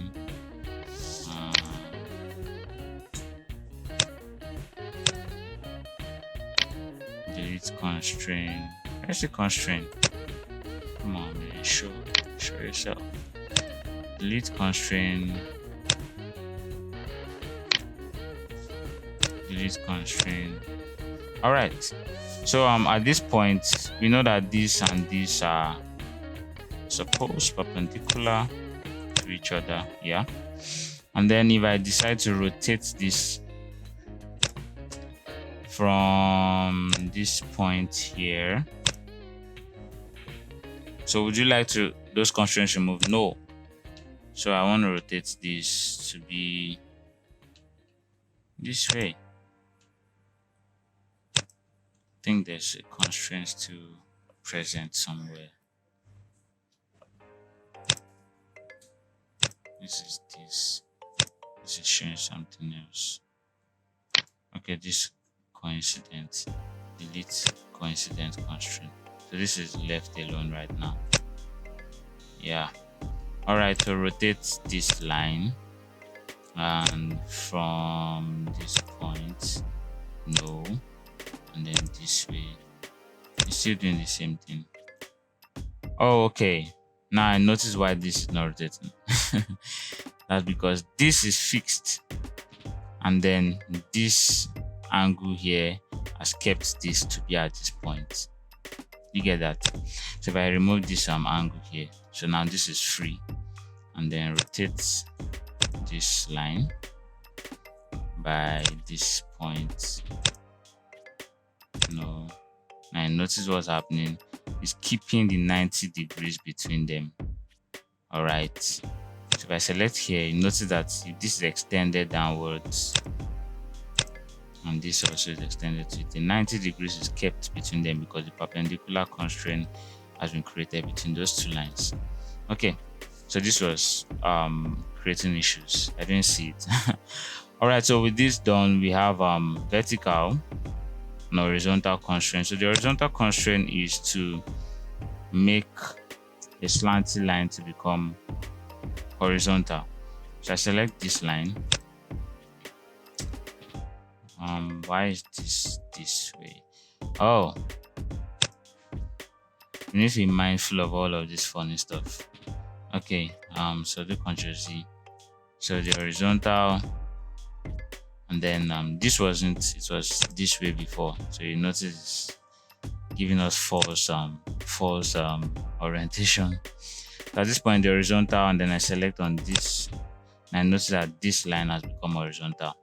In the same way, if I select horizontal and I select on this line, this will not turn vertical, obviously, and that should be because of its parallel to this already. But let's use this line.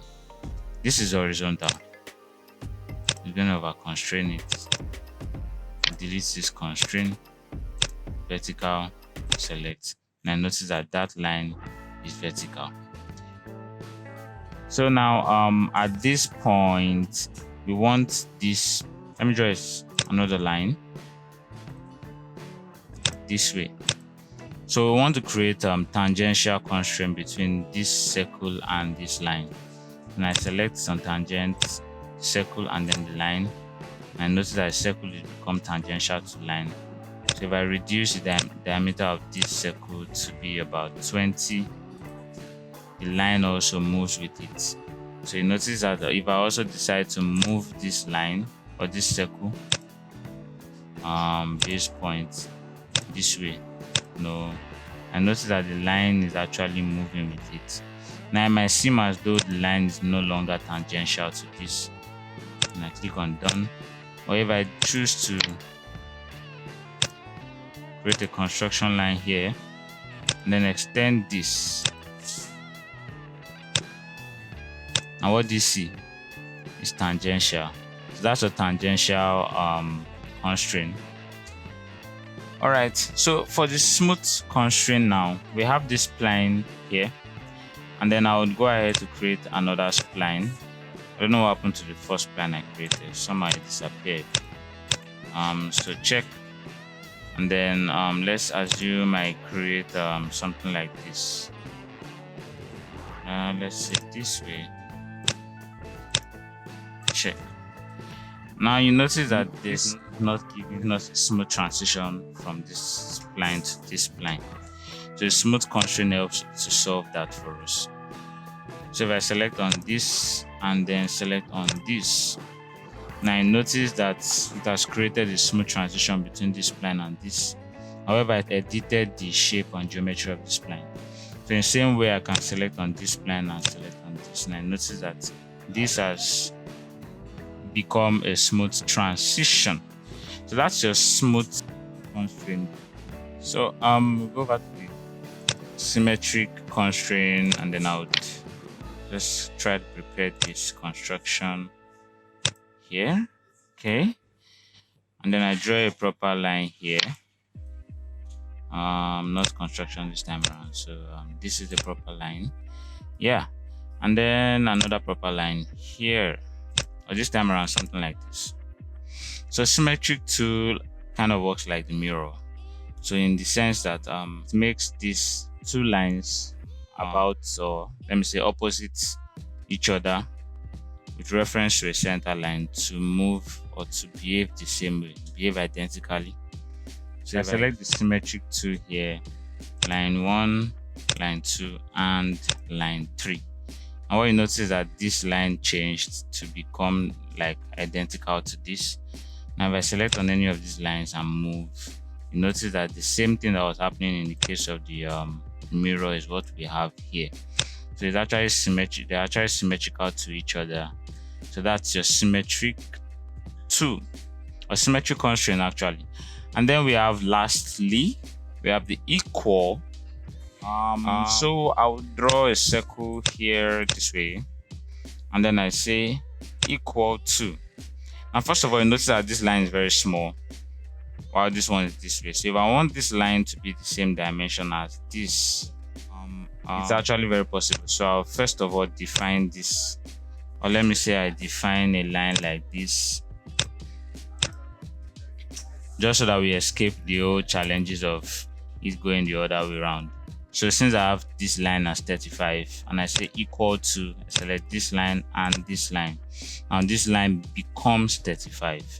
So also since this circle is 20, and then I select on this circle and select on this, now I notice that these two are of the same dimension using this equal to constraint. So that's basically the constraint tool. They actually have purposes why they are here. So when you're creating complex sketches, you surely need to use the constraints. But anyways, if you don't, it's still good for us to know how the constraint tool works. Okay, so then we'll go over to the insert tools.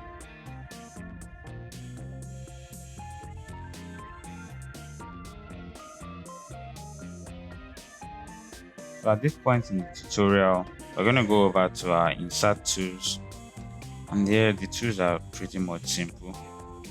So if I select an image here, I have something to insert here, but let me go over to the download section and then just pick this. Okay, so you notice like my cursor shows that I'm holding on to something. So I select on a point and then I drop the picture I have selected to insert. So if you notice, it's still following my cursor, so I can drop it multiple times, and then when I'm done, I press escape. So at this point in time, one of the reasons why you have this tool is let's assume, okay, you have sort of a complex shape which is going to be hard for you to just draw yourself. So you can actually trace out the shape that we have here. At this point, we are just going to try trace out this notification bell symbol, which is upside down, by the way. So we'll trace this out. I go over to the spline tools. I'm zooming in so I can get the edges like in close control.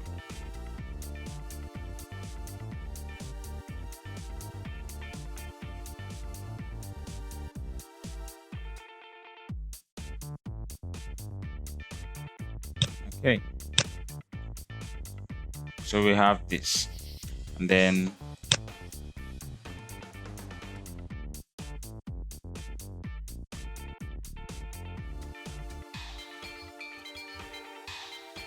so you get the point anyways. So we can use this to trace out objects that we have.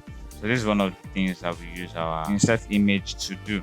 Okay, so I haven't done this. We go over to the next. So we'll not deal with this right now. This is importing macro from Excel sheets. So we'll go over straight to AutoCAD. So now let's assume that you have AutoCAD files that you created in your AutoCAD, and now you want to convert it to 3D. Or a client gave you the WG file, and you want to convert it into 3D. You don't have to go through all the stress of creating the sketches again the way we just did. So we can go ahead. Yeah, so select the AutoCAD file you want to insert, and then we wait for it to proceed. So when it shows this, just say continue opening the DWG file, and then at this point this window pops up. So this is where you create the settings of what you want to insert.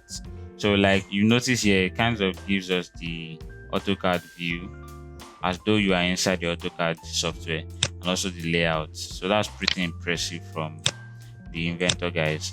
And then you go to next, and so here you just insert different options. Now before you are able to use this fully, you need to actually understand how to use AutoCAD.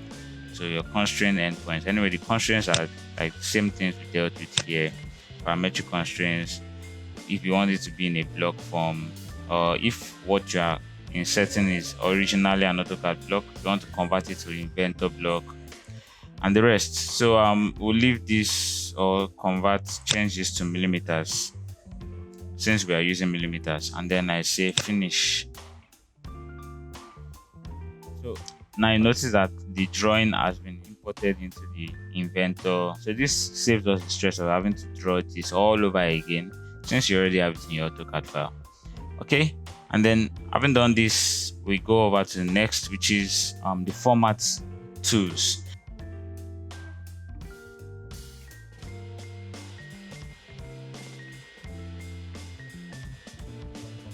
So if I click on this, we already know this tool, which is the construction, and then it helps us to convert a main line or continuous line into a construction line. So if you notice now it's faint, and I can change it back to being a main line. On the other hand, I can decide that okay, I want this to be a center line. So I click on this. Select my center line and click on this line. Is that already a center line? Alright, let me draw a line here. Oh, the center line is already on. So I select on this, and I notice that this is a continuous line. So I select on this again and then say center line. I notice that has been converted into a center line. This should work. Alright, the reason why it's not working, I do not know. Let me see this line. Alright, so you notice that this is actually converted into a center line also. This is my problem. Alright, so anyways, we understand what the center line tool does. It converts our normal line into becoming a center line. And then also we have this tool here, which is driven dimension. Now I'll use this example because it's very simple to understand. So if I draw a circle here and then pick lines to create something of this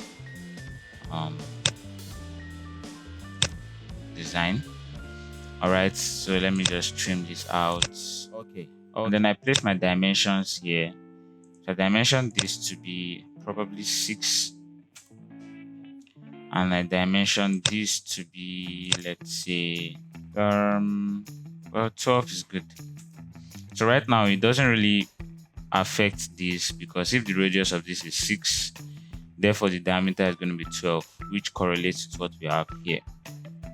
What happens when I double click on this and change this particular one to probably, let me say, 8, and notice what happens, right? So it actually creates a change to this line, yeah. And then if I say Ctrl Z and then decide that I want to change this to probably, let's say, 15, and notice what happens. It doesn't make any change to this because it's pretty defined that this is 6 and this changed from 12 to 15. So there's no correlation between this and this. However, with the driven dimension, selecting on this, I can select the dimension that I want to be driven. So if I pick this now I notice that there's a kind of bracket surrounding the 6 which wasn't there before. You should notice it in your own drawing too, if you were following me with this example. And then right now, just doing the same thing, I change this to 15 before, and then I say 15. And what do you notice? This actually changes to be dependent on this. So right now, since it's set 15, half of 15, which is radius of this arc, is 7.5. So if I move this again and say let's make this 20, to expect that this is 10. So this is what this driven dimension does. It also creates geometric constraint or relationship between two lines that were not there before, just like we've done here right now. Okay, so I'll uncheck this. And then we also have point. Now I know I explained point before, but the point we talked about then showed like this, right? And that was simply because this was checked on, which is the center point 2. So at this point, if this is checked on and you create any point, it makes your point to be created like a center point signal. Understand? However, if I uncheck this, now it creates the point like a proper point I would otherwise have expected to see. And notice the difference between these. This is like a center point, even though yes, it still has a point of intersection, which is center of these two lines. However, unchecking this just gives us the point directly, unlike this. Okay, so at this point, I'm safe to say that we have concluded with our sketch tools. So when you're done with your sketches, like explained earlier, what you need to do right now is to click on your finish sketch. Okay.